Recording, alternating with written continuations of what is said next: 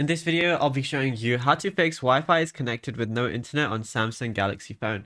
It's a very simple method, so if you find this video helpful, be sure to drop a like and subscribe. Now, sometimes the network handshake simply stalls. So what you want to do is go over to your settings, go to Wi-Fi and toggle it off, and then wait about 5 seconds and then turn it back on again. If it still doesn't work, what we can do is toggle airplane mode on entirely, wait about 10 seconds, and then turn airplane mode off again. Now this forces all antennas to reconnect to the nearest signal. The next thing we want to do is go over to our settings application, scroll down towards the bottom, you're going to see general management. Then go over and find date and time.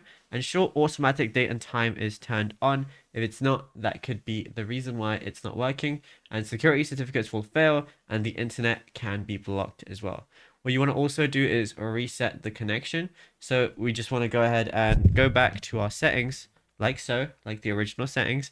Go to connections, go to Wi-Fi, press the wheel cog icon on our Wi-Fi, and then we want to forget the network and reconnect to it, and then you should be good to go.